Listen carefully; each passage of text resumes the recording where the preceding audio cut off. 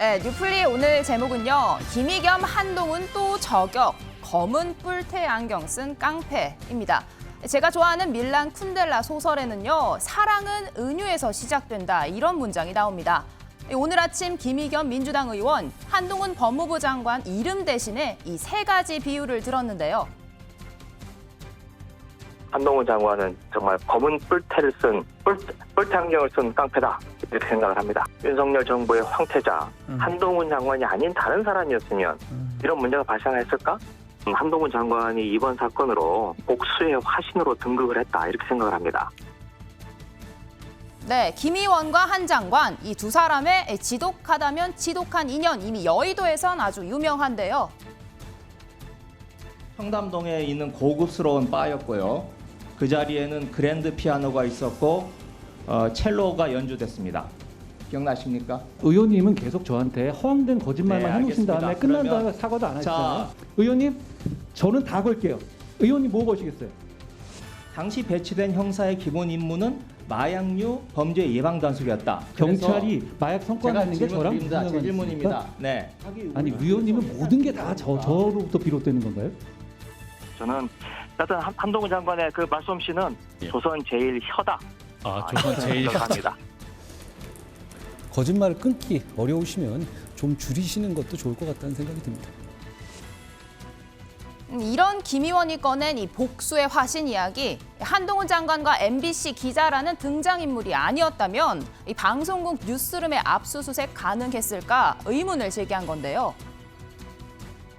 청문회 자료를 개인정보 유출이라며 MBC 기자의 집, 그리고 MBC 보도국 뉴스룸, 그리고 국회 사무처까지 압수수색했습니다. 완전 검찰의 직권 남용입니다. 한동훈 장관이 복수에 나선 것입니다.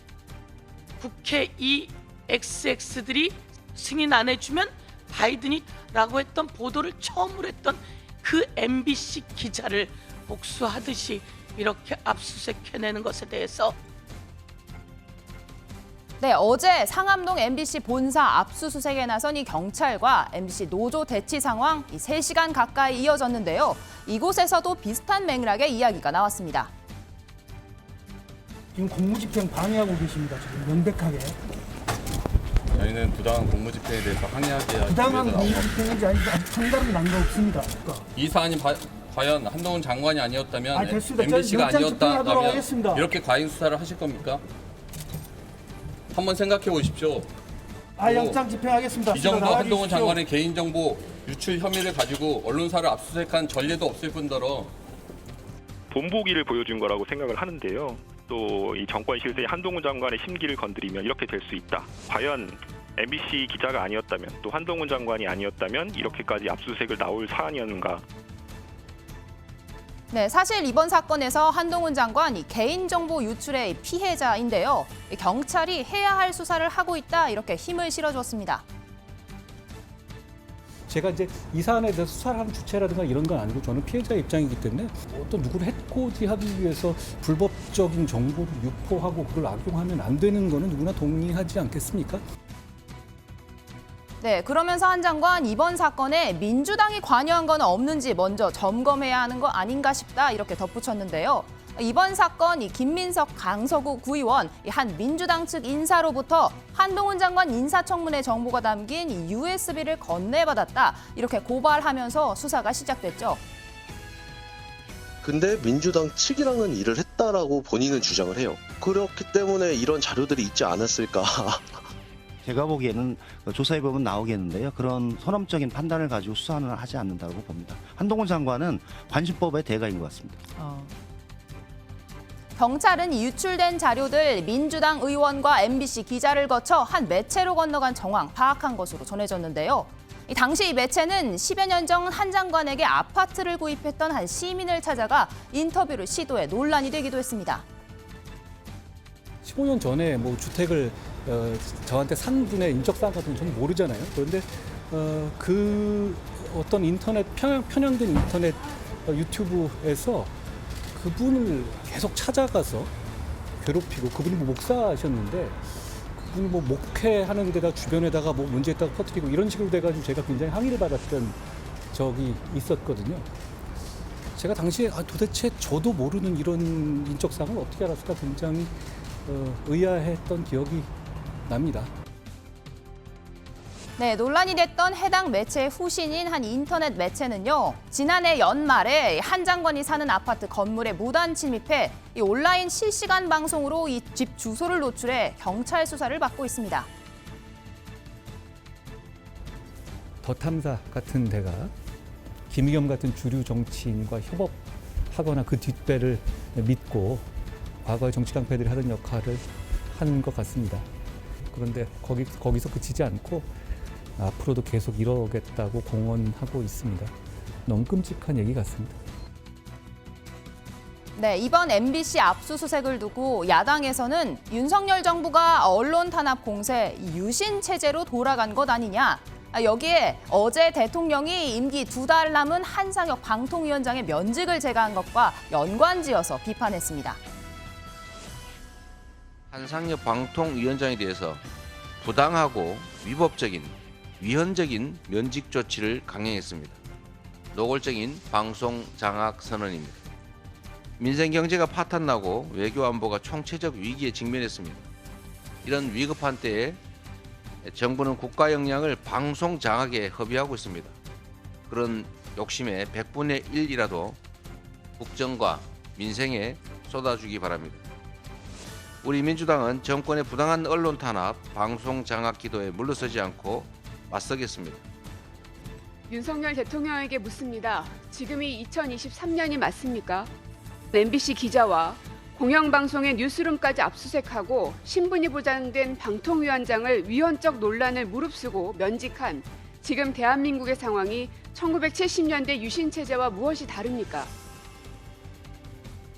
네, 장해찬 최고위원님, 이 방송 시작 직전에 글을 하나 올리셨습니다. 김의겸 의원 발언에 대한 뭔가 반박성 내용인 것 같은데요. 오전에 발언 어떻게 보셨습니까? 이게 국무위원에 대해서 아무 말이나 막 하는 걸 그냥 상대하기 싫어서 놔두면 그래도 되는 줄 알아요.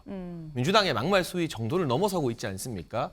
또 막말로 유명한 장경태 최고위원부터 김의겸 의원. 그냥 안경 쓴 양아치다라고 제가 평가를 했고요.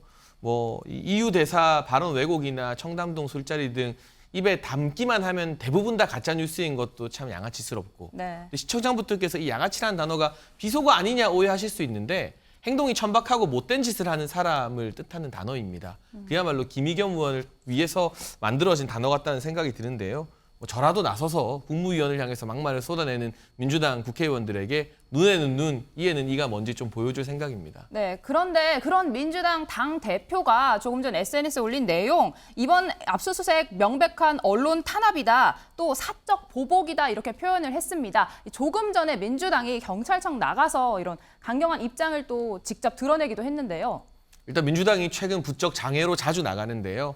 황교안 전 대표 체제의 미래통합당을 보는 것 같다라는 논평을 좀 하고 싶고요. 지난 정부에서 채널A 압수수색할 때 민주당이 어떤 이야기를 했는가, 진보 진영 언론이 어떤 기사를 남겼는가 한번 돌아보면 지금 하는 이런 주장들이 결국 다 진영 논리에 의한 것임을 알 수 있고, MBC 제3노조에 의하면 2017년 12월에 문재인 정부에서 이 지난 정부 방송 관련 적폐 수사한다고 MBC 압수수색했습니다.